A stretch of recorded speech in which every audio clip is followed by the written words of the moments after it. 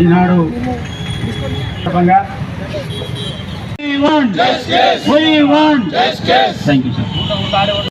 జనాభా ఒక మండల కేంద్రాన్ని 5 నియోజకవర్గాల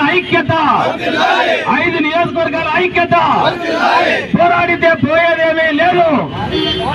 ఆదోని సాధన తప్ప లేదు. పోరాడితే పోయేదేమీ లేదు.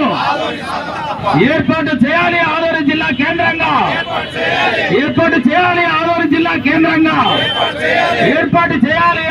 పెద్ద హరివరం మండల కేంద్రంగా.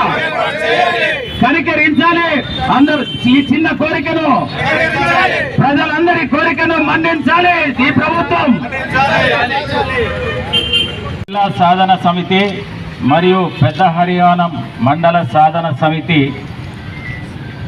ఈ కమిటీ అధ్యక్షత వహించినటువంటి పెద్దలు ఆదినారాయణ రెడ్డి గారు మరియు ఆర్గనైజర్ మధుసూదన్ గారు మరియు ఈరోజు రిలే నిరాహార దీక్షలో కూర్చున్నటువంటి సోదరులు అందరికీ కూడా ఇక్కడ హాజరైనటువంటి వివిధ పార్టీల నాయకులకు, వైఎస్ఆర్ కాంగ్రెస్ పార్టీ నాయకులకు అందరికీ కూడా ఈ సందర్భంగా మీడియా మిత్రులకు అందరికీ ధన్యవాదాలు తెలుపుకుంటూ, ఆదోని జిల్లాను సాధించటకు మన జిల్లా ప్రజలంతా కూడా ముక్త కంఠంతో ఆదోని జిల్లాని ఏర్పాటు చేయాలని ప్రతి ఒక్కరు కూడా స్పందించాల్సినటువంటి అవసరం ఉంది. ఎందుకంటే ఆదోని చుట్టుపక్కల ఉన్నటువంటి ఆదోనితో పాటు ఆలూరు, పత్తికొండ, ఎమ్మిగనూరు, మంత్రాలయం ఈ 5 నియోజకవర్గాలు కూడా గత స్వాతంత్రం వచ్చినప్పటి నుంచి కూడా ఏదైతే 1952లో ఎన్నికలు బిగినైనప్పటికీ, కర్నూలు పార్లమెంటు ఏర్పాటైనప్పటికీ మనము మొట్టమొదటిగా మద్రాసు రాష్ట్రాన్ని పోగొట్టుకున్నాం, మద్రాసు రాజధానిని పోగొట్టుకున్నాం. తర్వాత మన కర్నూలు రాజధాని అయితే కర్నూలు రాజధానిని మనం త్యాగం చేసుకున్నాం. ఆ తర్వాత అఖిలాంధ్రప్రదేశ్కి హైదరాబాదు రాజధాని అయితే హైదరాబాదుని మరి 2 తెలుగు రాష్ట్రాలు కూడా అత్యంత అభివృద్ధి చేస్తే పారిశ్రామికంగా, వ్యాపారపరంగా హైటెక్ సిటీని నిర్మిస్తే ఈరోజు మరి తెలంగాణకు త్యాగం చేయాల్సి వచ్చింది మన ప్రజలు. మరి ఈరోజు అమరావతిని రాజధానిగా ఏర్పాటు చేయడం జరిగింది. అంటే దాదాపు 4 రాజధానులు స్వాతంత్రం వచ్చిన తర్వాత మన ప్రాంతానికి నాలుగో రాజధానిగా ఏర్పాటు చేయడం జరిగింది. అంటే దాదాపు 4 రాజధానులు స్వాతంత్రం వచ్చిన తర్వాత మన ప్రాంతానికి నాలుగో రాజధాని ఇప్పుడు ఏర్పాటైంది. అంతేగాని మన ఆదోని మాత్రం ఎటువంటి అభివృద్ధి చెందలేదు.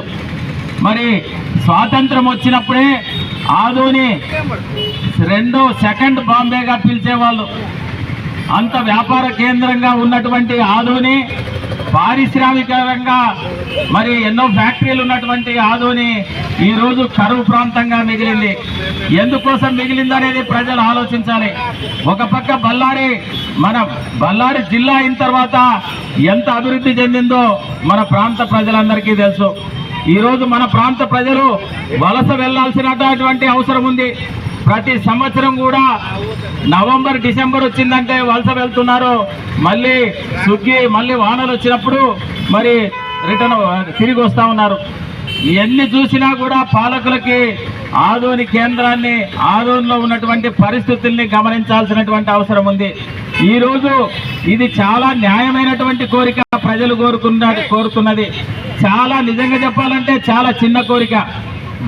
గతంలో మాదిరి కాదు. ఒక చరిత్రకారుడు ఎన్టీఆర్ ఎన్టీ రామారావు గారు మండలాల్ని ఏర్పాటు చేస్తే ఆ తర్వాత వచ్చినటువంటి మరో చరిత్రకారుడు వైఎస్ రాజశేఖర రెడ్డి గారు మరి రైతుల కోసం ఉచిత విద్యుత్తు, మరి పేదల కోసం ఆరోగ్యశ్రేణి, పేద పిల్లలు చదవాలని చెప్పి ఫీజు రియంబర్స్మెంట్ వంటి అనేక పథకాలను తెచ్చి ఈ భారతదేశంలో ఒక చరిత్ర సృష్టించినటువంటి దివంగత ముఖ్యమంత్రి రాజశేఖర రెడ్డి గారు అయితే మరో యువ నాయకుడు మరో చరిత్ర సృష్టించి ఈ రాష్ట్రంలో మరి ముందడుగు వేసి గ్రామాలనే సచివాలయాలుగా మార్చి గ్రామాల్లో సచివాలయాలు నిర్మించి మరి ఆర్బీకే కేంద్రాలు నిర్మించి, అదేవిధంగా వైఎస్ఆర్ హెల్త్ క్లినిక్లు నిర్మించి, ఇటువంటి పక్కా బిల్డింగులు ప్రతి గ్రామానికి నిర్మించి సంపదను సృష్టించినటువంటి జగన్మోహన్ రెడ్డి గారు మరి ఈ రోజు ఈ చిన్న కోరిక